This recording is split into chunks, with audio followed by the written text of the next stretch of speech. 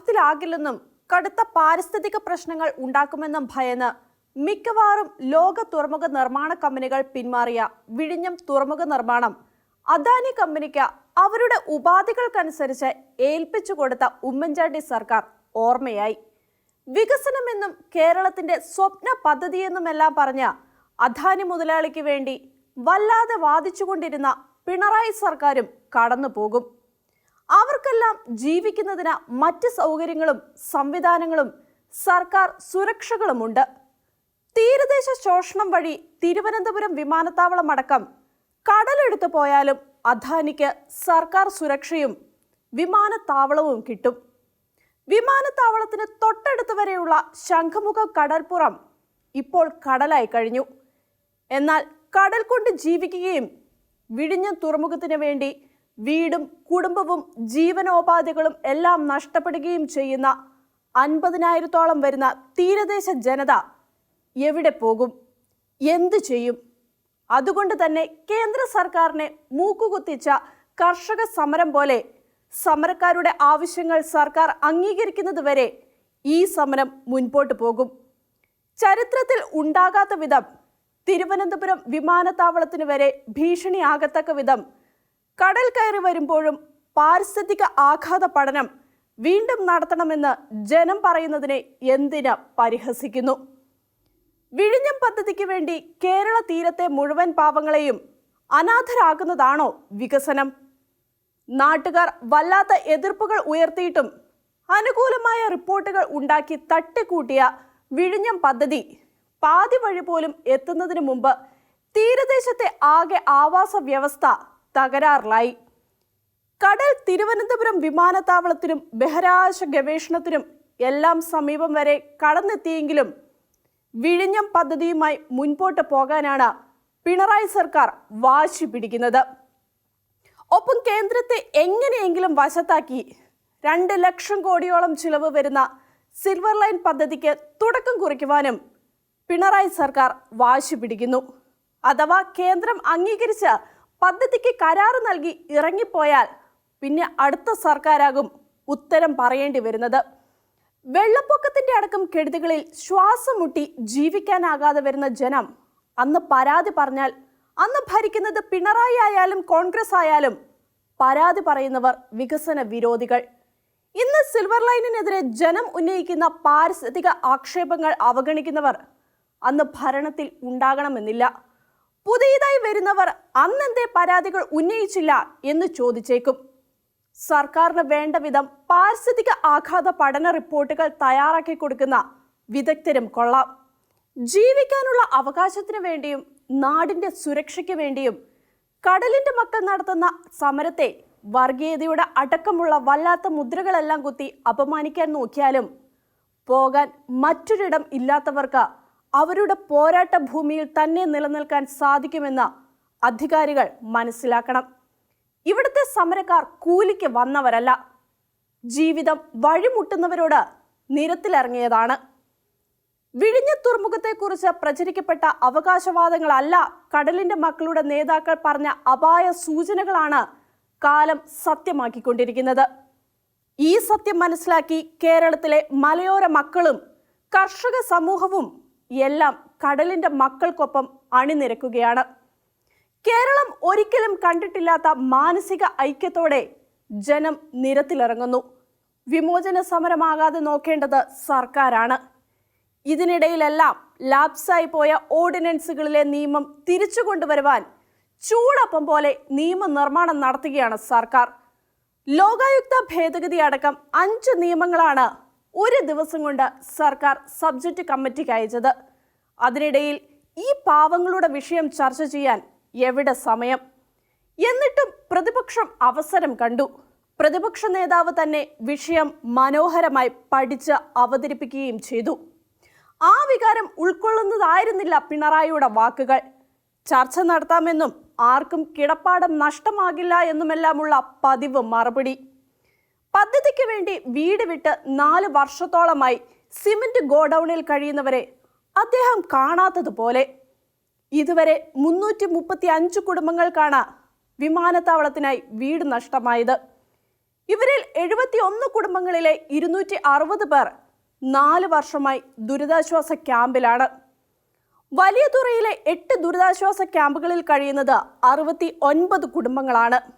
പൊഴിയൂരിലെ ക്യാമ്പിൽ കഴിയുന്നത് 2 കുടുംബങ്ങൾ. ഇവർ മനുഷ്യരല്ലേ? വികസന വിരോധികളാണ് സമരം ചെയ്യുന്നതെന്നും സമരത്തിലുള്ളവരെല്ലാം ആ ദേശത്തുകാരല്ല എന്നുവരെ അദ്ദേഹം പറഞ്ഞു. ബഹിരാകാശ കേന്ദ്രത്തിനും ടൈറ്റാനിയം ഫാക്ടറിക്കും വിമാനത്താവളത്തിനും വേണ്ടി വീടും ആരാധനാലയവും വരെ ഒഴിഞ്ഞു പോയവരെയാണ് മുഖ്യമന്ത്രി വികസന വിരോധികൾ എന്ന് വിളിച്ചത്. കഴിഞ്ഞ നിയമസഭാ തിരഞ്ഞെടുപ്പിൽ കടലോരത്തെ 33 നിയമസഭാ മണ്ഡലങ്ങളിൽ ജയിപ്പിച്ചവരെ കുറിച്ചായിരുന്നു ഈ വാക്കുകൾ. കടലിന്റെ മക്കൾക്ക് ഭീതി വേണ്ടെന്നും നാടിന്റെ വികസനത്തിനു വേണ്ടി കിടപ്പാടം നഷ്ടപ്പെടുന്നവർക്ക് ആകർഷകമായ പാക്കേജ് നടപ്പാക്കുമെന്നും വാഗ്ദാനം ചെയ്താണ് 2015 ഉമ്മൻചാണ്ടി സർക്കാർ അദാനി ഗ്രൂപ്പുമായി തുറമുഖ കരാർ ഒപ്പിട്ടത്. അന്ന് തുറമുഖ നിർമ്മാണം ആരംഭിച്ചതു മുതൽ 5 വർഷത്തേക്ക് ഉണ്ടാകാവുന്ന പ്രത്യക്ഷവും പരോക്ഷവുമായ നഷ്ടങ്ങൾ നികത്താനായി സർക്കാർ 471 കോടി രൂപയുടെ പദ്ധതിയും പ്രഖ്യാപിച്ചു. തുറമുഖ നിർമ്മാണം ആരംഭിക്കുമ്പോൾ ഉണ്ടായേക്കാവുന്ന തീരശോഷണം അടക്കമുള്ള ഗുരുതരമായ പ്രത്യാഘാതങ്ങൾക്ക് പരിഹാരമുണ്ടാക്കുന്നതിനാണ് സർക്കാർ 471 കോടി രൂപയുടെ പദ്ധതി പ്രഖ്യാപിച്ചത്. പദ്ധതി വലിയവേളി മുതൽ പനത്തുറ വരെയുള്ള 7876 കുടുംബങ്ങളെ ബാധിക്കുമെന്ന് സർക്കാർ പഠനം തന്നെ കണ്ടെത്തിയിരുന്നു. അതുകൊണ്ടാണ് സ്ഥലം ഏറ്റെടുക്കലിനും വീട് നിർമ്മാണത്തിനുമായി 350 കോടിയും ജീവനോപാധിക്കായി 59 കോടിയും ഉമ്മൻചാണ്ടി സർക്കാർ നീക്കിവെച്ചത്. എന്നിട്ടും പദ്ധതിക്കായി കുടിയിറക്കപ്പെട്ട കുടുംബങ്ങൾ 2018 മുതൽ വലിയതുറയിലെ സിമന്റ് ഗോഡൌണിൽ താമസിക്കേണ്ടി വരികയാണ്. സർക്കാരിന്റെ ഒരു സ്വപ്ന പദ്ധതിക്ക് വേണ്ടി കുടിയിറക്കപ്പെട്ടവർ 4 വർഷമായി അവിടെ തന്നെ താമസിക്കേണ്ടി വരുന്നത് പാവങ്ങളുടെ ഇടത് സർക്കാർ ഭരിക്കുമ്പോഴാണ് എന്നോർക്കണം. ഈ പാവങ്ങളെ വാടക വീട്ടിലേക്ക് മാറ്റുമെന്ന് പ്രഖ്യാപിക്കാൻ ഓഗസ്റ്റ് 17 തിരുവനന്തപുരം അതിരൂപത ആരംഭിച്ച ബഹുജന സമരം വേണ്ടിവന്നു. സമരക്കാരുമായി തുറമുഖ മന്ത്രി അഹമ്മദ് ദേവർകോവിൽ നടത്തിയ ചർച്ചയിലാണ് ഈ പ്രഖ്യാപനം വന്നത്. ഇതനുസരിച്ച് വാടകക്കാരന് കൊടുക്കേണ്ട അഡ്വാൻസും സർക്കാർ തന്നെ നൽകണമെന്ന് സമരസമിതി ആവശ്യപ്പെട്ടിരുന്നു. കാരണം സിമന്റ് ഷെഡിൽ കഴിയുന്നവർ കടുത്ത സാമ്പത്തിക ബുദ്ധിമുട്ടിലാണ്. വിഴിഞ്ഞം തുറമുഖം വരുന്നതോടെ തിരുവനന്തപുരത്ത് വൻ വികസനം ഉണ്ടാകുമെന്ന് നടത്തിയ പ്രചരണമടക്കം വിഴിഞ്ഞം തുറമുഖത്തെക്കുറിച്ച് ചിലർ നടത്തിയിരുന്ന പ്രചരണങ്ങൾ അടിസ്ഥാനരഹിതമാണ് എന്നാണ് ഓരോ ദിവസത്തെയും അനുഭവങ്ങൾ വ്യക്തമാക്കുന്നത്. തുറമുഖം ഉണ്ടാക്കുമെന്ന് പറയുന്ന തൊഴിലവസരങ്ങൾ, ലാഭം തുടങ്ങിയവ സംബന്ധിച്ച് കണക്കുകളിലെ സത്യത്തിന് വല്ലാർപാടം തുറമുഖം സാക്ഷ്യം തരുന്നു. കരാർ അനുസരിച്ച് 2015 ആരംഭിച്ച പദ്ധതി 2019 ഡിസംബറിൽ പൂർത്തിയാക്കേണ്ടതാണ്. പൂർത്തിയായില്ലെങ്കിൽ സർക്കാരിന് പിഴ കൊടുക്കണം. ഇപ്പോൾ പറയുന്നത് 1ാം ഘട്ടം പോലും 2024 പൂർത്തിയാവുക എന്നാണ്. വിഴിഞ്ഞത്തേക്കാൾ സ്വാഭാവികമായ തുറമുഖമായ വല്ലാർപാടം തുറമുഖം അടച്ചുപൂട്ടലിന്റെ ഭീഷണിയിലാണ്. പ്രചരിക്കപ്പെടുന്നത് പോലെയുള്ള മദർ ഷിപ്പുകൾ വല്ലാർപാടത്തേക്ക് എത്തുന്നില്ല.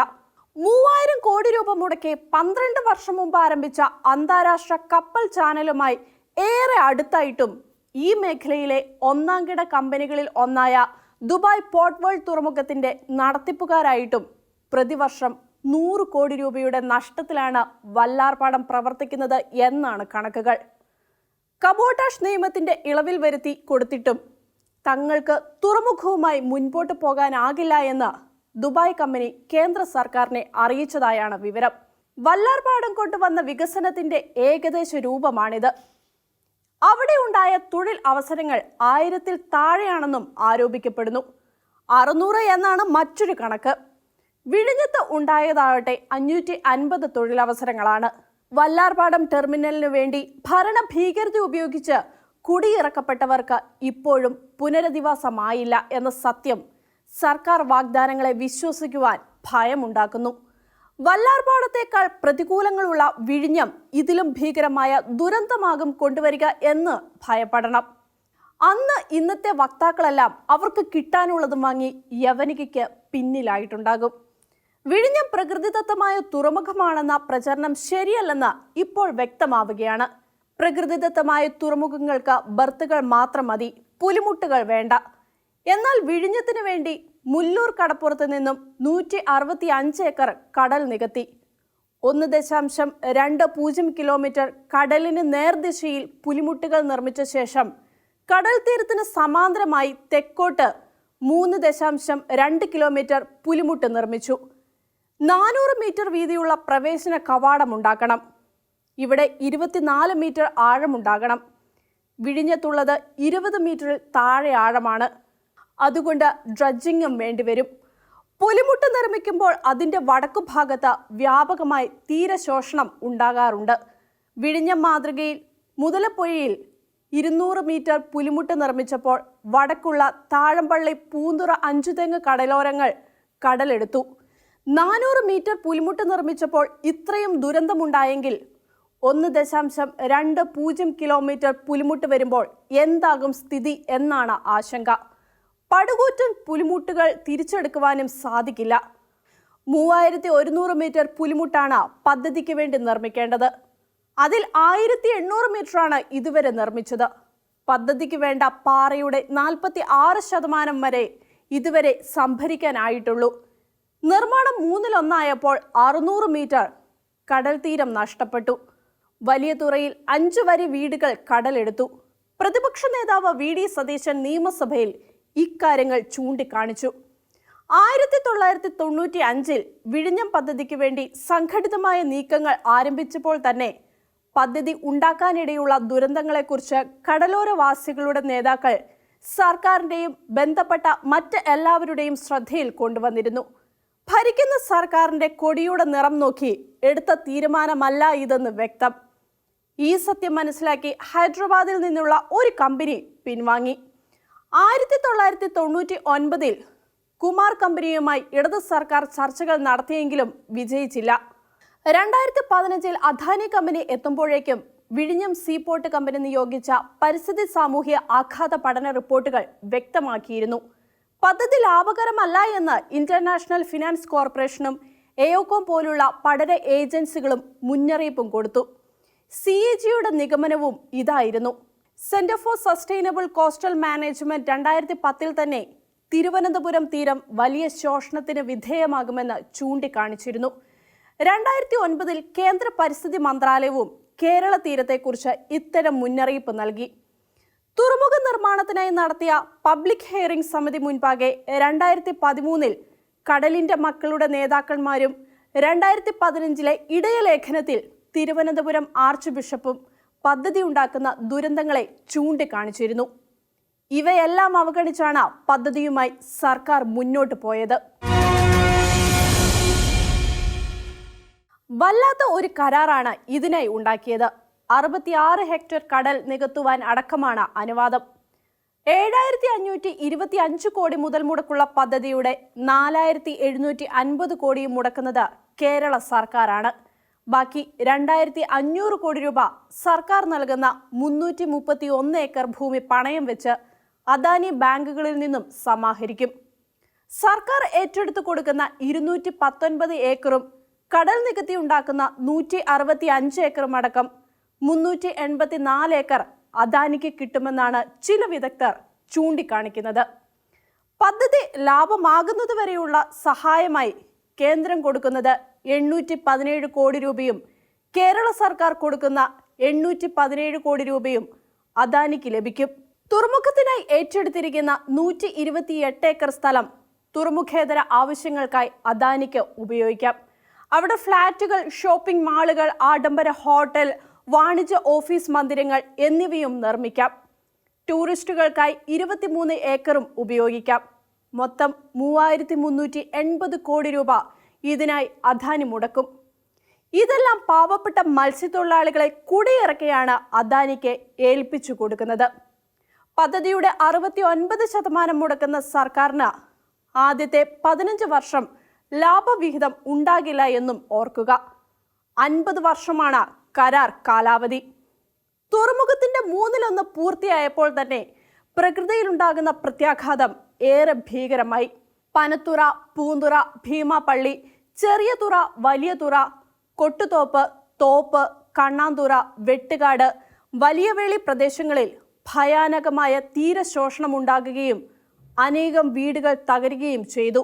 ശംഖുമുഖം കടപ്പുറത്തെ സംരക്ഷിക്കുന്നതിന് അടുത്ത കാലത്ത് നിർമ്മിച്ച ഡയഫ്രം ഭിത്തി കടലെടുത്തു. കോവളം ടൂറിസ്റ്റ് ഗ്രാമത്തിലെയും കടൽ ഭിത്തികൾ തകർന്നു. ഇന്ത്യൻ ബഹിരാകാശ കേന്ദ്രത്തിന് അടുത്തെത്തുകയാണ് കടൽ. വിഴിഞ്ഞം വലിയ കടൽപ്പുറം മുതൽ കപ്പൽ ചാനൽ ആകുന്നതുകൊണ്ട് അടിമലത്തുറ മുതൽ പൊഴിയൂർ വരെയുള്ള മത്സ്യബന്ധനം അസാധ്യമാവുകയാണ്. 50,000 പേരുടെ ജീവന മാർഗമാണ് ഇല്ലാതാകുന്നത്.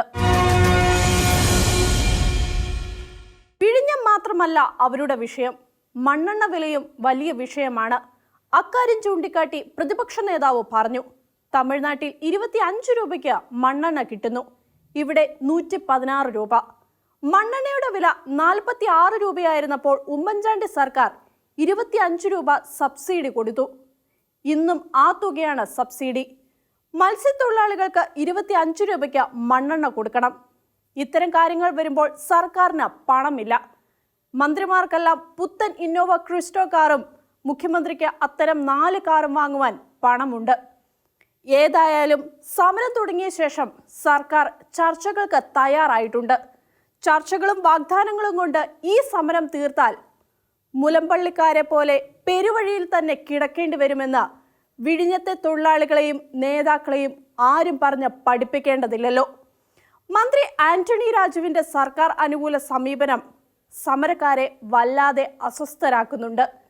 വികസന വിരോധികളെന്ന് ചാപ്പുകുത്തി അവരെ കല്ലെറിഞ്ഞു കൊല്ലുവാൻ നടക്കുന്ന നീക്കങ്ങളെ കേരളത്തിലെ പൊതുസമൂഹം അംഗീകരിക്കുമോ? കടലിന്റെ മക്കളെക്കാൾ അദാനി മുതലാളി തങ്ങൾക്ക് എത്രയോ വേണ്ടപ്പെട്ടവനാണെന്ന് കേരള ഭരണത്തിൽ ഒരു പങ്കുമില്ലാത്ത BJP പോലും തെളിയിച്ചു. കടലിന്റെ മക്കളുടെ സമരത്തെ അവരുടെ സംസ്ഥാന നേതാവ് K. സുരേന്ദ്രൻ വികസന വിരുദ്ധമെന്ന് ചിത്രീകരിച്ചത് തന്നെ അടയാളം. അതിലൂടെ തിരുവനന്തപുരം ലോക്സഭാ സീറ്റിൽ ഒരട്ടിമറി വിജയത്തിന് രൂപം കൊണ്ടുവന്ന വികാരത്തെ കൂടിയാണ് സുരേന്ദ്രൻ ഇല്ലാതാക്കിയത്. കോൺഗ്രസ് CPM പാർട്ടികൾ നടത്തുന്ന മുസ്ലിം പ്രീണന പ്രവർത്തനങ്ങളിൽ അവർക്കിടയിൽ വളർന്നുകൊണ്ടിരിക്കുന്ന അസ്വസ്ഥത BJPയിലേക്ക് എത്താതെ നോക്കാൻ അങ്ങനെ സുരേന്ദ്രനായി. പൊതുജീവിതത്തിലെ അഴിമതി തടയുന്നതിന് സർക്കാർ കൊണ്ടുവന്ന നിയമ സംവിധാനമായിരുന്നു ലോകായുക്ത. 1982 കരുണാകര സർക്കാരാണ് 1983 ആദ്യത്തെ അഴിമതി നിരോധന നിയമം പാസാക്കിയത്. ആ നിയമത്തിന് മൂർച്ച പോരാ എന്ന് ഇടതുപക്ഷ ആക്ഷേപത്തിന്റെ അടിസ്ഥാനത്തിൽ 1987 നായനാർ സർക്കാർ 1987 കൊണ്ടുവന്ന നിയമം 1988 24ാം ആക്ടായി പ്രാബല്യത്തിൽ വന്നു. KR ഗൗരിയമ്മയാണ് ആ ബിൽ പൈലറ്റ് ചെയ്തത്. നിയമത്തിന് അതിനേക്കാൾ മൂർച്ച കൂട്ടുവാനായി 1996 നായനാർ സർക്കാർ കൊണ്ടുവന്ന നിയമമാണ് 1999 കേരള ലോകായുക്ത നിയമം. CPIയിലെ മന്ത്രി E. ചന്ദ്രശേഖരൻ നായരാണ് അന്ന് ഈ ബിൽ പൈലറ്റ് ചെയ്തത്. സുദീർഘമായ ചർച്ചകൾക്ക് ശേഷം ഭാരതത്തിനാകെ മാതൃകയാക്കത്തക്ക വിധം ലോകായുക്ത തെറ്റുകാരനായി കണ്ടെത്തുന്ന വ്യക്തിയെ പദവിയിൽ നിന്ന് നീക്കം ചെയ്യുന്നതിനുള്ള അധികാരവും നിയമം ലോകായുക്തയ്ക്ക് നൽകി. മറ്റു പല ലോകായുക്ത നിയമങ്ങളിലോ കേന്ദ്രത്തിന്റെ ലോക്പാൽ ബില്ലിലോ ഇല്ലാത്ത വ്യവസ്ഥയായിരുന്നു അത്. അതിനായി കുറ്റമറ്റ സംവിധാനമാണ് നിയമം വ്യവസ്ഥ ചെയ്തത്. ലോകായുക്തയിൽ 3 അംഗങ്ങൾ. ലോകായുക്ത സുപ്രീം കോടതി ജഡ്ജിയായിരിക്കെ വിരമിച്ച ആളായിരിക്കണം. ഉപലോകായുക്തകൾ ഹൈക്കോടതിയിൽ നിന്നും വിരമിച്ചവരും. മുൻ സുപ്രീം കോടതി ജഡ്ജിയായ ജസ്റ്റിസ് സിറിയക് ജോസഫാണ് ഇപ്പോൾ ലോകായുക്ത.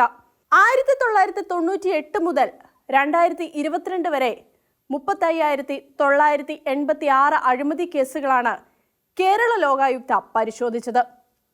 അതിൽ 34,662 കേസുകളിൽ തീർപ്പാക്കി. ഇന്ന് വരെ പരിശോധിച്ച കേസുകളിൽ ഒന്നാം പിണറായി KT ജലീൽ മാത്രമാണ് അഴിമതി കേസിൽ പ്രതിയായി രാജിവെക്കേണ്ടി വന്നത്. അതോടെ അഴിമതി നടത്തുന്നവർക്കെല്ലാം ഭയമായി. ലോകായുക്തയ്ക്ക് ഈ അധികാരം വേണ്ട എന്നായി ചിന്ത. അതിനുള്ള കാരണങ്ങളും കണ്ടുപിടിക്കാനായി. ഓർഡിനൻസ് വന്നു, അധികാരം ഇല്ലാതായി. പലവട്ടം ഓർഡിനൻസ് വന്നപ്പോൾ ഗവർണർ ഉടക്കി. ഓർഡിനൻസിൽ ഒപ്പിട്ടില്ല. ലോകായുക്തയ്ക്ക് പഴയ അധികാരങ്ങൾ തിരിച്ചു കിട്ടി. അതോടെ നിയമസഭ അടിയന്തരമായി വിളിച്ചുകൂടി ഓർഡിനൻസിന് പകരം ബിൽ കൊണ്ടുവരുമെന്നായി. ആദ്യ ദിവസം തന്നെ 6 നിയമങ്ങളാണ് സഭ ചർച്ച ചെയ്ത് സബ്ജക്ട് കമ്മിറ്റിക്ക് അയച്ചത്. നിയമം ചൂടപ്പം പോലെ ചുട്ടെടുക്കുന്നു. നിയമസഭയിലെ ഭൂരിപക്ഷം ഉപയോഗിച്ച് എന്തും ചെയ്യാമെന്ന ഹുങ്ക്. ഇത്രയും പ്രധാനപ്പെട്ട ഒരു നിയമ ഭേദഗതിയെക്കുറിച്ച് ജനങ്ങളുടെ അഭിപ്രായം ആരായുന്നതിനുള്ള സാധാരണ നീക്കം പോലും ഉണ്ടായില്ല. നിയമ നടപടിക്രമത്തിലെ ഒരു സാധാരണ കീഴ്വഴക്കമാണ് ജനങ്ങളുടെ അഭിപ്രായം തേടൽ. നിയമസഭാ സമിതി ദീർഘമായ തെളിവെടുപ്പുകൾ നടത്തിയാണ് ഈ കർമ്മം നിർവഹിക്കാറുള്ളത്. എന്നാൽ ഇവിടെ ഒന്നുമില്ല. ലോകായുക്തയുടെ അധികാരങ്ങൾ വളരെ ഹീനമായി നീക്കം ചെയ്യുന്നു. ലോകായുക്ത ഒരു വിവരാന്വേഷണ ഏജൻസി മാത്രമാണെന്ന് നിയമമന്ത്രി രാജീവ് വാദിക്കുന്നു. എങ്കിൽ ലോകായുക്തയിൽ എന്തിന് ജഡ്ജിമാർ പോലീസുകാരല്ലേ വേണ്ടേ എന്ന ചോദ്യം ഉദിക്കുന്നുണ്ട്. ലോകായുക്തയാകുവാൻ ഇനി സുപ്രീം കോടതി ജഡ്ജി വേണ്ട, ഹൈക്കോടതി ജഡ്ജിക്കും ആകാം. അതായത് പദവിയുടെ ഔന്നത്യം കുറച്ചു. രാഷ്ട്രീയ നേതാക്കളെക്കുറിച്ച് പരാതി കൊടുക്കുവാനുള്ള അനുമതിയും കളഞ്ഞു. ഭരിക്കുന്ന പാർട്ടിയുടെ നേതാക്കന്മാർ നടത്തുന്ന അഴിമതികൾക്കെതിരെ പരാതി പറയാനാകില്ല. അടുത്തത് കുറ്റക്കാരനാണെന്ന് കാണുന്നവനുള്ള ശിക്ഷയാണ്. മന്ത്രിമാരുടെ കാര്യം മുഖ്യമന്ത്രിക്ക് തീരുമാനിക്കാം, MLA-മാരുടേത് സ്പീക്കർമാർക്കും. മുഖ്യമന്ത്രിയാണ് കുറ്റക്കാരനെങ്കിൽ നിയമസഭയ്ക്ക് തീരുമാനിക്കാം. മുഖ്യമന്ത്രിക്ക് ഭൂരിപക്ഷമുള്ള നിയമസഭ തീരുമാനിക്കുന്നു. എന്തിന് ഈ പാഴ്ശ്രമങ്ങൾ? അഴിമതിക്കാർ അവരുടെ പ്രവർത്തനങ്ങളുമായി മുന്നോട്ട് പോകുന്നതല്ലേ നല്ലത്? പൊതുജീവിതത്തിലെ അഴിമതി തടയുവാൻ സർക്കാരിന് തീരെ താല്പര്യമില്ലെന്ന് ഒരിക്കൽ കൂടി വ്യക്തമാക്കുന്നു. കഷ്ടം. എന്നിട്ട് അഴിമതിക്കെതിരെ പ്രസംഗിക്കുന്നു. വിജിലൻസ് കേസുകളിൽ കുറ്റക്കാരെന്ന് കണ്ടെത്തുന്നവർക്കെതിരെ കേസ് ഫയൽ ചെയ്യണമെങ്കിൽ വിജിലൻസിന് സർക്കാരിന്റെ അനുവാദം വേണം എന്ന നിയമം വന്നതോടെ വിജിലൻസിൽ വല്ലതും നടക്കുമോ? കേന്ദ്രത്തിലെ ED പോലെ പ്രതിപക്ഷത്തിനെതിരെ വല്ലതും കിട്ടിയാലായി. കേന്ദ്ര അന്വേഷണ ഏജൻസികളെ ദുരുപയോഗിക്കുന്നുവെന്ന് പരിഹസിക്കുന്നവർ ആണ് ഇതെല്ലാം ചെയ്യുന്നത്. സിൽവർ ലൈനിനെതിരെ സമരം ചെയ്യുന്നവർക്കെതിരെയുള്ള കേസുകൾ പിൻവലിക്കില്ല എന്ന് ചൊവ്വാഴ്ചയും മുഖ്യമന്ത്രി നിയമസഭയിൽ പ്രസ്താവിച്ചു. നിയമസഭയിലെ മേശയും കസേരയും കമ്പ്യൂട്ടറും എല്ലാം അടിച്ചു തകർത്തവർക്കെതിരായുള്ള കേസ് ഇല്ലാതാക്കുവാൻ സുപ്രീം കോടതി വരെ പോയവരാണ് പാവം സിൽവർ ലൈൻ സമരക്കാരുടെ പൊതുമുതൽ നശീകരണ കേസിൽ ഈ നിലപാടെടുക്കുന്നത്. ഞങ്ങൾ ചെയ്യും, അവർ ചെയ്യരുത്. അതാണ് CPM നയം. ഇവർക്ക് BJP തന്നെയാണ് മറുമരുന്ന്. ഇത്രയും ശോഭ കെടുത്തിയ ശേഷം എന്തിന് നികുതിപ്പണം ധൂർത്തടിക്കുവാൻ ഇത്തരമൊരു കമ്മീഷൻ? 3 ജഡ്ജിമാർ, അവർക്കൊത്ത സ്റ്റാഫ്, കോടിക്കണക്കിന് രൂപയാണ് നികുതിപ്പണം പാഴാക്കുന്നത്. അടച്ചു പൂട്ടരുതോ ഈ സംവിധാനം? റിട്ടയർ ചെയ്ത ജഡ്ജിമാർക്ക് ഒരു ലാവണം. അതുകൊണ്ട് ഒരധികാരവും ഇല്ലെങ്കിലും ഇരിക്കുവാൻ ആളുണ്ടാകും. നഷ്ടം പാവം ജനങ്ങൾക്കും. ഇത്തരം നിയമം ഉണ്ടാക്കുന്ന വിന സർക്കാരിന് ഇപ്പോൾ മനസ്സിലാകില്ല. പ്രതിപക്ഷത്തെത്തുകയും സർക്കാർ ജനങ്ങളുടെ പണം കൊള്ളയടിക്കുന്നത് കണ്ട് നിസ്സഹായരാകുകയും ചെയ്യുമ്പോൾ മനസ്സിലാകും എത്ര വലിയ പാതകമാണ് തങ്ങൾ ചെയ്തത് എന്ന്. ലോകായുക്ത ഉള്ളതുകൊണ്ട് അഴിമതി ഇല്ലാതാകും എന്ന് ആരും കരുതുന്നില്ല. എങ്കിലും ഒരു പ്രകാശ ബിന്ദു അത് കെടുത്തി. സലാം പിണറായി സർക്കാരെ. 1980-ലെ നായനാർ സർക്കാരിന്റെ കാലത്ത് കേരള സർവകലാശാല സിൻഡിക്കേറ്റിലെ വിദ്യാർത്ഥി പ്രതിനിധിയുടെ കാലാവധി 1 വർഷത്തിൽ നിന്നും അടുത്ത വിദ്യാർത്ഥി പ്രതിനിധി തിരഞ്ഞെടുക്കപ്പെടുന്നത് വരെ ആക്കിയ ചരിത്രം ഓർക്കുന്നത് നല്ലതാണ്. SFI-കാരനായ തോമസ് അബ്രഹത്തെ സഹായിക്കുവാനായിരുന്നു ആ ഭേദഗതി. അദ്ദേഹം 1-1.5 വർഷം കഴിഞ്ഞപ്പോൾ രാജിവെച്ചുപോയി. പക്ഷെ പിന്നീട് വന്ന കേരള കോൺഗ്രസ് ജേക്കബിലെ ബാബു വർഗീസ് ആ പഴുതുപയോഗിച്ച് 4 വർഷത്തിലധികം സിൻഡിക്കേറ്റ് അംഗമായി തുടർന്നു. അതിനുശേഷം സിൻഡിക്കേറ്റിലെ വിദ്യാർത്ഥി പ്രതിനിധിയെ തിരഞ്ഞെടുക്കുവാൻ സാങ്കേതികമായി ബുദ്ധിമുട്ടുണ്ടായിരുന്നു. ബാബു സമ്മതിക്കുന്നതുവരെ ആ തടസ്സങ്ങൾ ഉയർന്നുകൊണ്ടിരുന്നു. അത്തരം തിരിച്ചടികൾ ഇത്തരം ഭേദഗതികൾക്കും ഉണ്ടാകും. കേരള സർക്കാർ കൊട്ടും കുരവയുമായി കൊണ്ടുവന്ന ന്യൂട്രൽ ഈക്വാലിറ്റി എന്ന വികൃത യൂണിഫോം മുസ്ലിം സമൂഹത്തിന്റെ ഭീഷണി കേട്ട് ഉപേക്ഷിച്ചു. മുഖ്യമന്ത്രി പിണറായി വിജയൻ തന്നെ ഇക്കാര്യം നിയമസഭയിൽ പ്രഖ്യാപിച്ചു. ഈ യൂണിഫോമിനെ എതിർത്തുകൊണ്ട് ലീഗ് നേതാക്കളായ മുനീറും സലാമും പരസ്യ പ്രസ്താവനകൾ നടത്തിയപ്പോൾ അവരെ പരിഹസിച്ചവർ സമസ്തയും കാന്തപുരവും പറഞ്ഞപ്പോൾ വാലുമടക്കി. അതാണ് കേരള സർക്കാരിന്റെ തനി നിറം. ഇനി ഓരോ സ്ഥാപനത്തിനും വേണ്ട വേഷം അവർക്ക് തീരുമാനിക്കാം. രാഷ്ട്രീയ പാർട്ടികൾ പറയുന്ന നിർദ്ദേശത്തെ പുച്ഛിച്ചുകൊണ്ട് സമുദായ സംഘടനകൾ പറയുന്ന വാക്ക് കേൾക്കുന്നവരോ ജനാധിപത്യവാദികൾ. കേരള ചരിത്രത്തിൽ ഇതുവരെ കണ്ടിട്ടില്ലാത്തത്ര പരസ്യ വിവാദങ്ങളാണ് ഗവർണറും സർക്കാരും തമ്മിൽ നടക്കുന്നത്.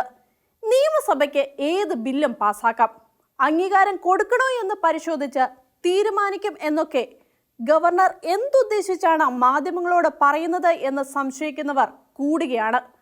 അവസാനം കുരങ്ങച്ച തങ്ങളുടെ വഴക്ക് തീർന്നു എന്ന് പറഞ്ഞ് മാധ്യമങ്ങളെ പരിഹസിക്കുന്ന നിലയിലേക്ക് കാര്യങ്ങൾ എത്തുമോ എന്ന് ആർക്കും തിട്ടമില്ല.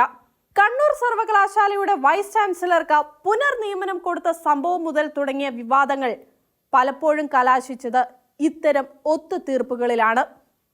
എങ്കിലും സർക്കാർ പാസാക്കുന്ന ഏതെല്ലാം ബില്ലുകൾ ഈ പഴുതിലൂടെ പിടിച്ചുവെക്കപ്പെടാം എന്ന ഭീതി സർക്കാരിൽ ഉണ്ട്. ലോകായുക്തയെ നോക്കുകുത്തിയാക്കുന്ന ബില്ലാണ് ഏറെ ജനശ്രദ്ധ ആകർഷിച്ച വിഷയം. ഗവർണർ പുതിയ ബില്ലിന് അംഗീകാരം നൽകുന്നതുവരെ പഴയ നിയമമാണ് പ്രാബല്യത്തിൽ. അതിൽ ലോകായുക്തയ്ക്കും ഗവർണർക്കും ഉണ്ടായിരുന്ന അധികാരങ്ങൾ പുതിയ ഭേദഗതിയിലൂടെ റദ്ദാക്കപ്പെടുകയാണ്. സർവകലാശാല വൈസ് ചാൻസലർമാരെ നിയമിക്കുന്നതിനുള്ള സെർച്ച് കമ്മിറ്റി സംബന്ധിച്ച നിയമ ഭേദഗതിയും ഗവർണറുടെ അധികാരത്തിൽ ക്ലിപ്പിടുന്നതാണ്. കേരള സർവകലാശാലയിലെ വൈസ് ചാൻസലർ നിയമനത്തിനായി ഗവർണർ നിയോഗിച്ച സെർച്ച് കമ്മിറ്റി പോലും പുതിയ നിയമത്തിലൂടെ അപ്രസക്തമാകും. ഈ സാഹചര്യത്തിൽ ഗവർണർ ഭേദഗതിക്ക് അംഗീകാരം കൊടുക്കുമോ അതോ വെച്ച് താമസിപ്പിക്കുമോ എന്ന കാര്യം കൗതുകകരമാണ്. എല്ലാ സർക്കാരിന്റെയും കാലത്ത് അവർ ഉദ്ദേശിക്കുന്നവർക്കാണ് വൈസ് ചാൻസലർ പദവി കൊടുക്കുന്നത്. അതാണ് കീഴ്വഴക്കം. ഗവർണർമാർ അതിന് കൂട്ടുനിന്നിരുന്നു. ഇപ്പോൾ പുതിയ വാദവുമായി ഗവർണർ വരുന്നത് കേൾക്കാൻ ഇമ്പമാണെങ്കിലും കീഴ്വഴക്കത്തിന്റെ ലംഘനമാണ്. കേന്ദ്രം എല്ലാ പദവികളും RSSകാർക്ക് കൊടുക്കുന്നു എന്ന് പരാതി പറയുന്നവരാണ് ഈ രീതിയിൽ എല്ലാം പാർട്ടിക്കായി കൊടുക്കുന്നത് എന്നതാണ് കഷ്ടം. മുഖ്യമന്ത്രിയുടെ പ്രൈവറ്റ് സെക്രട്ടറിയും മുൻ MP-യുമായ KK രാഗേഷിന്റെ ഭാര്യ പ്രിയ വർഗീസിന്റെ കണ്ണൂർ യൂണിവേഴ്സിറ്റിയിലെ നിയമനം സ്വജന പക്ഷപാതമാണെന്ന് ആക്ഷേപിച്ചുകൊണ്ട് വൈസ് ചാൻസലർക്കും നിയമത്തിനും എതിരെ ഗവർണർ നടത്തിയിട്ടുള്ള പരസ്യ പ്രസ്താവനകൾ തൊണ്ട തൊടാതെ വിഴുങ്ങി പ്രശ്നം തീർക്കാൻ ഗവർണർക്കും ബുദ്ധിമുട്ടുണ്ട്. നിയമനം സ്റ്റേ ചെയ്ത ചാൻസലറുടെ നടപടിക്കെതിരെ കോടതിയിൽ പോകുവാൻ സർവകലാശാല തീരുമാനിച്ചെങ്കിലും വേണ്ടെന്ന് വെച്ചിരിക്കുകയാണ്. കോടതിയിൽ നിന്ന് കൂടി അടി മേടിക്കണോ എന്ന ഭയമാകും അതിനു പിന്നിൽ എന്നാണ് കരുതപ്പെടുന്നത്. ഗവർണർ തന്റെ കേസുകൾ നടത്തുവാൻ പ്രഗത്ഭരായ അഭിഭാഷകരെ തേടുന്നതായി വാർത്തയുണ്ട്. എല്ലാം സംഭവിച്ചാൽ കാര്യങ്ങൾ വല്ലാതെ മാനം കൈവരിക്കും. ഗവർണർ മനോരോഗിയാണെന്ന് ഇടതുമുന്നണി കൺവീനറുടെ പ്രതികരണം അടിച്ചു പിരിയാനുള്ള തീരുമാനത്തിന്റെ സൂചനയായി ചിത്രീകരിക്കപ്പെടുന്നു. കണ്ണൂർ സർവകലാശാലയുടെ വൈസ് ചാൻസലർ ഒരു ക്രിമിനലാണെന്നും ചരിത്രകാരനായ ഇർഫാൻ ഹബീബ് ഗുണ്ടയാണെന്നും 2018 ഡിസംബർ 28-ന് കണ്ണൂർ സർവകലാശാലയുടെ ചടങ്ങിൽ വെച്ച് തന്നെ ആക്രമിക്കുവാൻ ഡൽഹി വെച്ച് വൈസ് ചാൻസലർ ഗൂഢാലോചന നടത്തിയെന്നും ഗവർണർ നടത്തിയ ആരോപണം ഒന്നും ഉദ്ദേശിക്കാതെയാവില്ല. ഗൂഢാലോചന കുറ്റത്തിന് ഡൽഹി പോലീസിൽ പരാതി കൊടുക്കുവാൻ രാജ്ഭവൻ തുനിയുമോ എന്ന് കണ്ടറിയണം. ഇടതുപക്ഷക്കാരായ കുറെ പേർ ഗവർണർക്കെതിരെ പ്രസ്താവന പുറപ്പെടുവിച്ച് അവരുടെ ഇടതുപക്ഷ കൂറ് വെളിപ്പെടുത്തിയതും അതിന്റെ ഭാഗമാണോ ആവോ? PC ജോർജിനും സ്വപ്നയ്ക്കുമെതിരെ പിണറായി എടുക്കുന്നത് പോലെ ഒരു ഗൂഢാലോചന കേസ് ഡൽഹിയിൽ ഉണ്ടാകുമോ? കേസെടുക്കുവാൻ രാജ്ഭവൻ ആവശ്യപ്പെട്ടിട്ടും വൈസ് ചാൻസലർ മുതിർന്നില്ല എന്ന് ഗവർണർ ആരോപിക്കുന്നു. വല്ലാത്ത ആരോപണങ്ങളാണ് വന്നിരിക്കുന്നത്. പൗരത്വ നിയമ ഭേദഗതിയെക്കുറിച്ച് ഇർഫാൻ ഉള്ളതിൽ നിന്നും വ്യത്യസ്തമായ അഭിപ്രായമുള്ള ഗവർണറുടെ കയ്യിൽ നിന്നും കടലാസ് തട്ടിപ്പറിക്കുവാൻ ഇർഫാൻ നടത്തിയ ശ്രമം പ്രോട്ടോകോൾ അനുസരിച്ച് എല്ലാ അർത്ഥത്തിലും ഹീനമായ പ്രവൃത്തിയായി. അലിഗഡ് സർവകലാശാലയിൽ പ്രധാനമന്ത്രി നരേന്ദ്രമോദിയുടെ പ്രസംഗം തടയുവാൻ ഇർഫാൻ ശ്രമിച്ചിരുന്നുവെന്നും ഗവർണർ ആക്ഷേപിച്ചു. ഷിലോന്റെ കാഴ്ചകൾ ഇനി അടുത്തയാഴ്ച.